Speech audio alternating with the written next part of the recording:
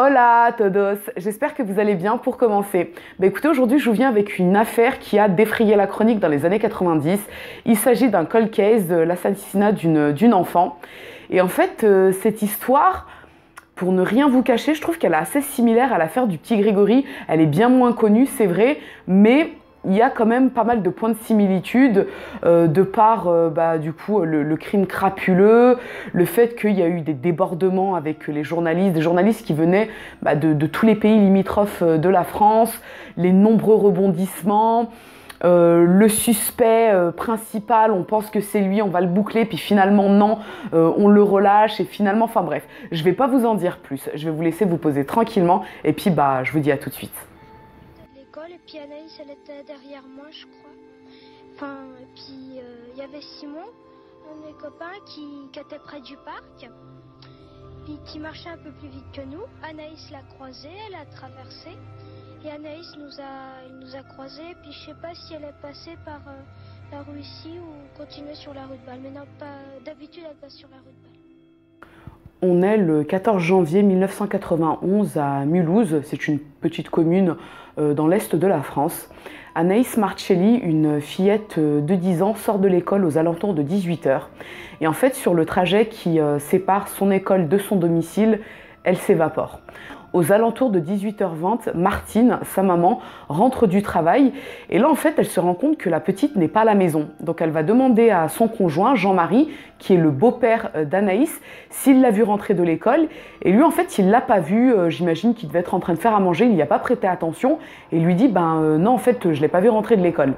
Là, la maman, ce qu'elle fait, c'est qu'elle sort de chez elle avec son chien et elle décide de retracer le parcours qui sépare la maison de l'école pour voir si Anaïs n'a pas eu un accident, si elle ne s'est pas arrêtée en chemin quelque part. Donc elle se rend à l'école est fermée à cette heure-là. Pas d'Anaïs. Là, elle décide d'aller du côté de l'église. En fait, il y a une église sur le parcours et elle se dit que peut-être la fillette, à un moment donné, serait rentrée dans l'église et que là, par inadvertance, on l'aurait enfermée à l'intérieur.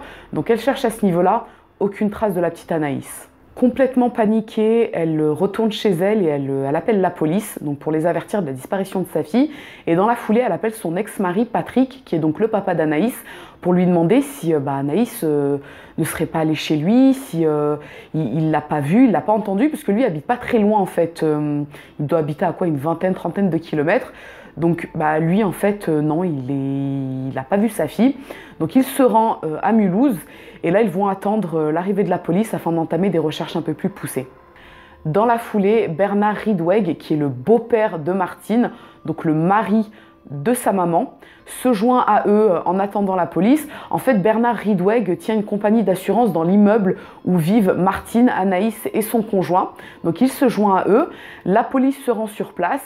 Et là, en fait, pendant la soirée, ils vont retracer le parcours de la fillette, voir s'il n'y a pas des indices, un cartable, une basket, quelque chose en fait qui puisse leur permettre de se faire une idée en fait sur ce qui est arrivé à la petite Anaïs. Malheureusement, ils ne vont rien trouver. Dès le lendemain, la police va commencer à investiguer, donc ils vont commencer à interroger les commerçants qui longent la rue où vit Anaïs, ainsi que ses camarades de classe. Et là, en fait, ils vont récolter un témoignage capital, à savoir celui de l'un de ses camarades de classe, qui dit que la veille, aux alentours de 18 h, lorsque lui rentrait chez lui, il a croisé Anaïs qui courait en direction de sa rue. Donc elle a dû disparaître à une petite centaine de mètres de son domicile, ce qui laisse supposer qu'elle a pas disparu en fait en sortant de l'école, mais plus dans sa rue en fait, dans la rue où elle vit. Durant leur enquête, les policiers vont découvrir plusieurs choses. La première, c'est que l'immeuble dans lequel vit Martine, son conjoint et la petite Anaïs appartient à Bernard Ridweg, qui est donc le beau-père de Martine, donc le grand-père par alliance de la petite Anaïs, qu'il travaille au rez-de-chaussée de cet immeuble. Donc comme je vous l'ai dit, il a une entreprise d'assurance, j'en sais pas plus. Ils vont également apprendre que la petite Anaïs vit depuis 5 mois chez sa mère, qu'avant ça c'était son père qui avait sa garde, puisque suite à la séparation de Martine et de son ex-mari Patrick, celle-ci avait plongé dans des problèmes de drogue. En fait, elle avait des addictions à la drogue et donc elle avait dû se faire soigner. Une fois qu'elle avait été de nouveau en fait, on va dire clean, Elle avait décidé de récupérer la garde de sa fille et du coup Anaïs vivait avec elle et son conjoint Jean-Marie. Là, la police va commencer à investiguer à ce niveau-là. Ils vont dire peut-être qu'Anaïs, en fait, elle n'était pas bien chez sa mère, peut-être qu'elle voulait retourner vivre chez son père, puisqu'elle avait de très très bons rapports avec son papa, ils avaient une relation assez fusionnelle. Mais très vite, ils vont réaliser qu'en fait, non, Anaïs, elle vivait, elle était très bien également chez sa maman, elle était très attachée à elle, elle s'entendait extrêmement bien avec son beau-père Jean-Marie. Et puis, en interrogeant ses professeurs, on se rend compte que c'est pas une élève super douée, mais c'est pas non plus une élève médiocre. Donc elle n'a pas vraiment de problème de concentration, elle n'est pas malheureuse. On a plusieurs vidéos archives qui prouvent qu'elle était très heureuse et que cette séparation entre ses parents et que le fait d'être retournée chez sa mère, ça ne l'avait pas vraiment chamboulée. Donc là, tout de suite, on se dit, ok, bon, ça ne peut pas être une fugue, donc on va plutôt privilégier soit la thèse de l'enlèvement, soit la thèse de l'accident. De là, on va fouiller le canal du Rhône au Rhin. Donc c'est énorme, mais on se dit peut-être qu'elle serait allée se balader près d'une rive et qu'elle serait tombée. Il y a même une cellule qui va être ouverte spécialement pour enquêter sur sa disparition. Ça va s'appeler, je crois, la cellule Anaïs. Et là, en fait, on va faire des recherches du côté des réseaux pédophiles. On se dit peut-être que c'est un réseau pédophile. Enfin, vraiment, je trouve que pour le coup, ils ont ratissé au plus large du côté de Mulhouse. Ils se sont dit, si c'est pas un accident, c'est un enlèvement. Mais si c'est un enlèvement, forcément, le mobile, il est d'ordre sexuel. Est-ce que ce serait pas un réseau pédophile? Donc, ils vont ratisser au plus large. Le 2 mars 1991, soit à peu près 2 mois après sa disparition, un suspect est arrêté. En fait, la police découvre sur ce jeune homme qui vivait, je crois, dans un bâtiment abandonné, l'avis de recherche qui a été émis pour la petite Anaïs. Et ils se disent, c'est bizarre, il a l'avis de recherche, il l'a gardé sur lui. Et en fait, ils vont très vite se rendre compte que rien à voir, en fait, le mec, il est SDF et il a fait le trajet du sud jusque Mulhouse pour pouvoir participer aux recherches de la petite Anaïs. Je pense peut-être qu'il se disait, si je participe, si je trouve des indices, peut-être que j'aurai une récompense. Donc là, tout de suite, en fait, il est mis hors de cause. Le 27 mars 1991, le directeur de l'école de la petite Anaïs reçoit une lettre d'un corbeau. Alors un corbeau, pour ceux qui ne le savent pas, c'est en gros une lettre anonyme. Et dans cette lettre, en fait, l'homme écrit qu'il a enlevé la petite Anaïs, donc c'est lui l'auteur de l'enlèvement, et qu'il lui fait subir des abus d'ordre sexuel. Il dit en gros qu'il a envie d'enceinte la petite fille, que si elle tombe enceinte d'ici peu, il la relâchera. Enfin, il dit vraiment des choses dégueulasses. Moi, j'ai lu quelques passages, je vais voir si je peux pas vous mettre des passages de la lettre, mais c'est vraiment ignoble. Enfin, vraiment, je ne sais pas comment on peut envoyer ce genre de choses. Le 21 avril 1991, des randonneurs découvrent dans une forêt à Bussan, qui se trouve à une quarantaine de kilomètres de Mulhouse, un cadavre d'enfant partiellement enterré. Donc en fait, on a juste les pieds et la tête qui sont déterrés et qui présentent de multiples morsures faites par des animaux. Le corps, il n'est pas totalement décomposé puisqu'il a séjourné sous la neige, donc il est plus ou moins bien conservé. Les vêtements correspondent aux vêtements que portait la petite Anaïs le soir de sa disparition. Donc très vite, en fait, on a à même de confirmer qu'il s'agit bien de la petite Anaïs Marcelli. 3 mois après sa disparition à Mulhouse, Anaïs a été retrouvée morte hier dans les Vosges, à une trentaine de kilomètres de chez elle. Le médecin légiste va être dans la capacité d'établir plusieurs points. Le premier, c'est que la petite Anaïs Marcelli a été étranglée, donc elle est morte à la suite d'une strangulation. Le deuxième point, c'est qu'elle n'a pas été violée. Elle a également des traces d'hématomes au niveau des avant-bras, ce qui laisse supposer qu'on l'a tenue fermement. Voilà, c'est comme ça. Il explique qu'elle a l'estomac vide, donc ça laisse supposer qu'elle est morte le soir de sa disparition. Il dit qu'elle a des traces de charbon au niveau de sa gorge ou de ses poumons. Et qu'il a trouvé également des morceaux de cristaux industriels sur ses vêtements. Et point très important, il dit en fait que la petite fille n'a pas été tuée dans la forêt, mais qu'elle y a été déposée. Par ailleurs, en fait, elle n'avait plus ni de veste ni de chaussures. Voilà, donc il dit, c'est sûr et certain, elle n'est pas morte ici, on l'y a déposée. Donc de là, la police ouvre une enquête, cette fois-ci pour homicide. Les enquêteurs se focalisent dans un premier temps sur l'entourage proche de l'enfant. Et là, ils vont tout d'abord soupçonner Jean-Marie, donc le beau-père d'Anaïs, mais très rapidement, en fait, ils vont se rendre compte qu'il n'a rien à voir dans l'histoire. Ils vont fouiller son camion à la recherche de cristaux industriels. Ils vont interroger son entourage, vérifier par rapport à son alibi, puisqu'il avait quand même un alibi. Donc ça ne peut pas être lui. Ils vont se pencher sur la mère d'Anaïs, Martine, mais là aussi, c'est très peu probable en fait que ce soit elle l'assassin. Mais en fait, il y a tellement d'incohérences dans toutes les dépositions faites par les proches de la famille et puis les témoins directs, à savoir le beau-père de Martine, la voisine de Martine, puisqu'il y avait une seule voisine dans l'immeuble. En fait, il y a trop d'incohérences dans leur récit. C'est la raison pour laquelle, en octobre 1991, le parquet de Mulhouse décide d'organiser une reconstitution. Là, chacun va expliquer ce qu'il a fait ce soir-là, le temps que ça lui a pris, s'il y avait des témoins. Et au terme de la reconstitution, qui aura duré, je crois, peut-être 9 heures, c'est énorme, hein, mais c'est pour dire à quel point le juge il a été déterminé, on en arrive à la conclusion que tout le monde a un alibi fiable, hormis Bernard Redweg, le beau-père de Martine. Dans le même temps, le fameux Corbeau, qui avait écrit une lettre une première fois à l'école d'Anaïs, envoie d'autres lettres à des magazines, à des présentateurs télé. Et là, en fait, ce qui va se passer, c'est que dans l'une des lettres qu'il a écrites et qu'il envoie à un présentateur français, il y explique son goût pour les enfants. Donc clairement, c'est un pédophile, un maniaque pervers sexuel. Et il explique également qu'en 1974, il a déjà enlevé et violé une enfant.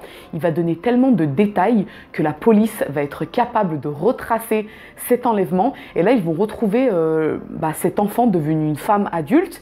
Et effectivement, elle va confirmer l'enlèvement et le viol. Donc oui, c'est cet homme en fait qui a écrit cette lettre. C'est bien l'homme qui a violé cette femme lorsqu'elle était enfant. Mais ils ne sont pas dans la capacité de retrouver le fameux Corbeau. Ils vont faire appel à des linguistes afin d'apporter des précisions sur le style, voir en fait de quel coin de la France cet homme pourrait provenir. Et là en fait ce qui est le plus fou, c'est que ces linguistes, après avoir beaucoup étudié les styles, j'ai envie de dire littéraire, je crois qu'on dit comme ça, le style littéraire des protagonistes entre guillemets de l'affaire Marchelli, vont dire que l'homme qui a écrit ces lettres est forcément un Alsacien, puisqu'il y a des expressions qui proviennent en fait du parler alsacien, et que cette façon de parler, en fait, elle a de très très grandes similitudes avec la façon d'écrire de Bernard Redweg, donc le grand-père par alliance d'Anaïs. Dès lors, l'homme de 57 ans devient le suspect numéro 1. Donc ils vont enquêter sur lui, mais vraiment en profondeur cette fois-ci. Et là, ils vont découvrir que cet homme, en fait, il est plutôt bien intégré socialement, il est assez propre sur lui, il présente bien, il a un bon boulot. On va dire que sans être quelqu'un de riche, c'est quelqu'un qui est, on va dire, financièrement à l'aise. Il a été marié avec la maman de Martine. Lorsque son épouse est décédée, il a enchaîné les relations avec des femmes, également avec des prostituées. Et en fait, ce qu'ils vont apprendre, on va dire d'assez sordide, c'est que lorsque Martine était enfant, Bernard Redweg a abusé d'elle. Donc lui, il a appelé ça faire son éducation sexuelle. Donc elle va confirmer, elle va dire oui, effectivement, quand j'étais prépubère, il a commencé à abuser de moi. De là, pour la police, en fait, c'est énorme, quoi. Ils apprennent que le mec, c'est un pédophile, qu'il a déjà abusé sexuellement de la mère de la petite Anaïs. Donc ils se disent, non, là, c'est bon. Là, on y est, en fait. Ils vont perquisitionner le logement de Bernard Redweg. Et là, ils vont découvrir des photos de Martine lorsqu'elle était prépubère et adolescente, des photos d'elle nue. Donc bon, voilà.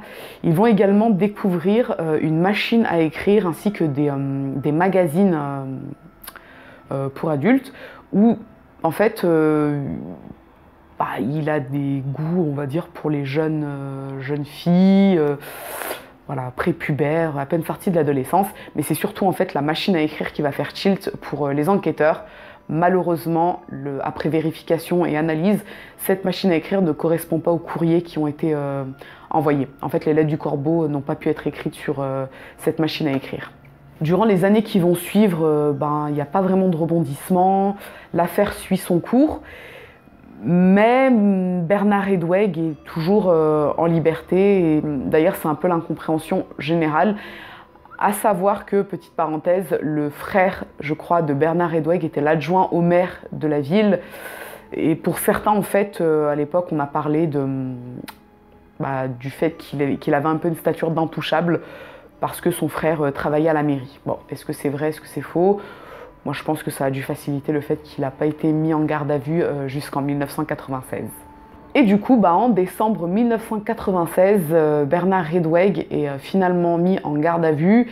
Et là, il va être interrogé des heures et des heures et des heures durant. Mais à aucun moment, il ne va craquer. On va lui parler de son absence d'alibi entre 18h et 20h. Il va dire que si, il a bien un alibi, qu'il était à tel endroit alors que personne ne peut le confirmer. On va également lui parler de ses penchants pédophiles et phébophiles. Il va dire que non, c'est pas qu'il a ces penchants-là, c'est qu'il trouve que les jeunes filles prépubères sont jolies. Enfin, je sais pas, en fait, je pense qu'il devait quand même avoir une certaine dialectique, une façon de parler. Il devait peut-être savoir très bien s'en sortir, puisque 2 jours plus tard, il est relâché. Et là, c'est un peu la stupeur générale à Mulhouse. On ne comprend pas du tout comment cet homme a pu être relâché après toutes ces preuves, toutes ces choses assez étranges qui ont été découvertes pendant l'enquête. Et la chose la plus étonnante arrive le 30 juin 1997 lorsque le juge ordonne un non-lieu dans l'assassinat de la petite Anaïs Marcelli. Le 6 février 2001, un juge belge contacte le parquet de Mulhouse pour leur expliquer qu'ils ont chez eux un tueur en série belge pédophile, Michel Stuck, qui du coup est très connu en Belgique, j'imagine, qui aurait avoué le meurtre de la petite Anaïs à l'un de ses codétenus. Du coup, l'affaire est réouverte en septembre 2001. Le problème, c'est que peu de temps après, Michel Stuck décède en prison sans qu'on ait pu à un quelconque moment l'interroger. D'ailleurs, je crois qu'il décède dans des circonstances très bizarres. En septembre 2002, le juge ordonne un second non-lieu dans l'assassinat de la petite Anaïs Marcelli. En 2006, c'est au tour de Francis Holm, célèbre tueur en série français, d'être suspecté du meurtre de la petite Anaïs. En fait, la police récolte le témoignage d'un témoin qui dit avoir vu Francis Holm en janvier 1991 à Mulhouse. Donc on se dit que ça peut éventuellement être lui. Francis Holm a déjà tué des enfants, donc voilà, ça peut ressembler à son mode opératoire. Le problème, en fait, c'est que le soir de la disparition d'Anaïs, Francis Holm, il n'était pas du tout en fait là, et c'était physiquement pas possible pour lui d'être à Mulhouse au moment de la disparition, donc il est très rapidement écarté de la liste des suspects. Entre-temps, on va également demander des actes d'enquête au parquet de Mulhouse pour voir s'il n'y aurait pas une connexion possible entre le célèbre tueur français Michel Fourniret et le meurtre de la petite Anaïs. Mais vraisemblablement, c'est pas lui. Moi non plus, je pense pas qu'il y ait de lien, de connexion possible entre ce meurtre et Michel Fourniret. Je crois en fait que le but de l'avocat de la famille, c'était de faire en sorte que l'affaire soit régulièrement relancée afin d'éviter la prescription. Le 10 avril 2014, l'affaire est finalement réouverte puisqu'un nouveau témoignage apporte au dossier un tout nouveau tournant. Non, mais on va dire que vu qu'il y a un nouveau témoignage, ça permet de réouvrir le dossier. En gros, de ce que j'ai compris, même si ça n'a pas été clairement dit sur les sites où je l'ai lu, la voisine de Martine a expliqué que le soir de la disparition de la petite Anaïs, Martine lui a demandé de mentir concernant l'heure d'arrivée de Bernard Redweg. Elle lui a demandé en fait de dire que Bernard Redweg était arrivé à telle heure et non pas à telle heure, afin que tout soupçon soit éloigné de lui. Petite parenthèse, je ne pense pas en fait que Martine ait demandé ça à sa voisine par malveillance ou parce qu'elle était complice. Je pense plutôt qu'elle était un peu sous le joug de son beau-père, que voilà, ça devait être une femme très fragile. Et du coup, cet homme a dû lui dire, voilà, dis à la voisine que je suis arrivée à telle heure, sinon on va me soupçonner moi, alors que tu sais très bien que jamais je te ferai de mal ni à toi ni à ta fille. Donc de là, je pense qu'elle a dû demander à cette voisine de mentir aux enquêteurs. Donc ce témoignage permet de réouvrir l'enquête. Le juge en charge du dossier ordonne de fait des analyses génétiques sur les lettres du corbeau ainsi que sur les scellés de la petite Anaïs. Et là, en fait, sur les lettres, ils vont découvrir un ADN masculin. Donc, j'imagine de la salive lorsqu'il a refermé la lettre, quand il a léché derrière. Ils vont également découvrir un ADN masculin sous les ongles de la petite Anaïs et un ADN féminin sur son pull. On va comparer les deux ADN masculins avec Bernard Redweg et ça ne concorde absolument pas. De là, il est, on va dire, totalement écarté de la liste des suspects. L'un des policiers en charge de l'enquête va quant à lui tenter d'établir une connexion avec le non moins célèbre Raymond Guardo, ce détraqué sexuel qui violait ses enfants et qui est mort en 1999. Mais après avoir fait des comparatifs d'ADN, ça ne concorde pas non plus. Donc lui aussi écarté de la liste des suspects. En 2019, l'enquête est relancée encore une fois.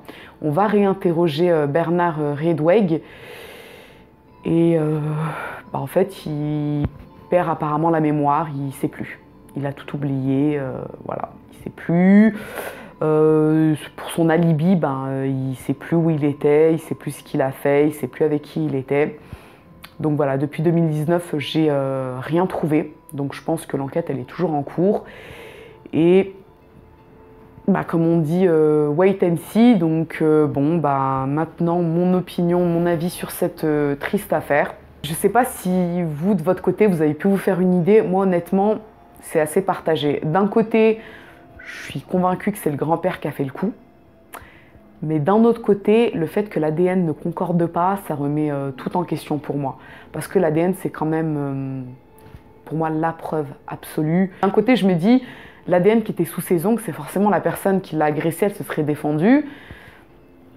Mais d'un autre côté, je me dis, peut-être que non, en fait, peut-être qu'elle n'a pas eu le temps de se défendre quand elle a été assassinée par son grand-père. Et du coup, son ADN ne serait pas retrouvé sous ses ongles. Vous voyez, je ne sais pas si vous voyez où je veux en venir, mais en fait, moi, ça me perturbe. Donc, je ne sais pas, tous ces trucs troublants, le fait qu'il n'avait pas d'alibi, le fait qu'il avait une préférence pour les petites filles, ça fait quand même beaucoup, je trouve, pour un seul homme, tout ça. Donc, je ne sais pas, je suis un peu mitigée.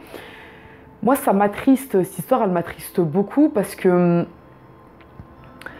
fait, je sais pas, vous savez, les cold cases, c'est quelque chose qui est très très attristant, surtout quand ça concerne des enfants. Je sais pas, moi quand un enfant il se fait assassiner et que ça reste comme ça tombe dans les méandres de l'oubli et que l'enquête, en plus, elle se finit en non-lieu. En plus, là, son enquête, elle a été... le juge, il a ordonné un non-lieu au bout de 6 ans, je crois, au bout de 6 ans. Donc il n'a même pas attendu les 20 ans réglementaires, il a directement ordonné le non-lieu. C'est quand même assez étrange, hein, on va pas se mentir. Donc ouais, cette histoire d'un côté, elle me fait mal au cœur. D'un autre côté, je me dis, je comprends pas pourquoi le mec, Bernard Redweg, il a jamais été arrêté. Il y en a pour moins que ça, ils sont derrière les barreaux. Donc là, il y avait tellement de trucs... ouais, il y avait tellement de trucs choquants. Après, il y a le corbeau. Le corbeau, je me dis, lui, c'est un vrai violeur d'enfants puisqu'ils ont retrouvé la femme qui a confirmé qu'elle avait bien été enlevée, violée, etc. Donc peut-être que s'ils étaient remontés à cet homme, peut-être que, je sais pas. Je vous avoue que moi, cette histoire, elle me laisse complètement dubitative. Hein, j'arrive pas à me faire une opinion. J'arrive pas, en fait, à me décider. Et moi, ce qui me fait le plus douter, c'est cette question de l'ADN. Ah, l'ADN, le fameux ADN retrouvé sous les ongles qui ne correspond pas à Bernard Redweg. Est-ce que c'est une preuve suffisante pour l'innocenter? Est-ce qu'Anaïs a eu le temps de se défendre? C'est ça, est-ce qu'elle a eu le temps de se défendre? Si elle n'a pas eu le temps de se défendre, ça peut être lui. Si elle s'est défendue, du coup, ça le... ouais, on va dire que ça le disculpe. Après, est-ce que ce soir-là, ils n'auraient pas été deux à l'agresser? Et elle aurait griffé la deuxième personne et pas son grand-père. Je sais pas. J'espère sincèrement qu'un jour on retrouvera l'ordure qui a fait ça. L'ADN, il est là, donc il ne reste plus qu'à attendre que ça matche. Moi, je pense que c'est quelqu'un de son entourage, puisqu'elle a quand même été enterrée. C'est très rare hein, qu'un assassin en fait, enterre de cette façon-là sa victime. Là, en fait, la tête a été préservée, enfin, elle a été enterrée uniquement sur la partie basse du corps, hormis les pieds. Donc je me dis, le but c'était quand même qu'on la retrouve, qu'on la reconnaisse et qu'elle puisse ensuite avoir un enterrement digne de ce nom. Donc ouais, ça laisse supposer que c'est quelqu'un qu'elle connaît, qui avait cette petite, pas, je dirais pas ce lien sentimental, mais des fois, vous savez, ou peut-être de la culpabilité, je sais pas trop. Mais en tout cas, c'est quelqu'un du coin, puisque bon, bah, un Busan, tout ça, faut connaître. Maintenant, est-ce que c'est le grand-père? Ouais, je sais pas. C'est un peu brouillon hein, tout ce que je vous dis, mais c'est à l'image en fait de l'opinion que j'ai sur cette affaire.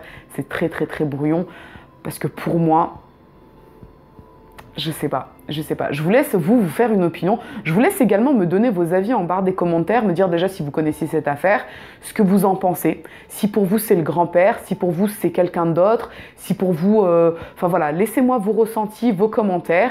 Et puis bah, ma foi, ce sera tout concernant l'assassinat de la petite Anaïs Marcelli. J'espère que cette vidéo vous aura intéressé, à défaut de vous avoir plu. Si c'est le cas, n'hésitez pas à mettre un petit j'aime et surtout, n'hésitez pas à vous abonner, c'est encore mieux. Je vous dis à très bientôt. J'y pense, quoi, de toute façon, quoi. De toute façon, un crime d'enfant, à plus forte raison le sien, quoi, c'est un crime qui ne doit pas rester impuni. Anaïs Marcelli, 10 ans, est enlevée en 1991 à la sortie de l'école à Mulhouse. 3 mois plus tard, son corps est retrouvé dans les Vosges par un randonneur. La fillette a vraisemblablement été étranglée. Ces dernières années, des médias se sont emparés de l'affaire, apportant à Patrick Marcelli et à son avocat des témoignages nouveaux qui permettraient d'incriminer un proche de la famille sur lequel la justice avait eu à l'origine des soupçons. Il a été mis en tout cas en garde à vue. Cette garde à vue n'a pas permis d'avoir suffisamment de charges pour pouvoir arriver à une inculpation. Y a-t-il eu un loupé dans cette affaire? Peut-être, selon son avocat. Ce proche donc de l'enfant n'était pas en mesure de fournir des explications sérieuses sur son emploi du temps. Il pouvait avoir un certain désir de procéder à des attouchements sur les enfants.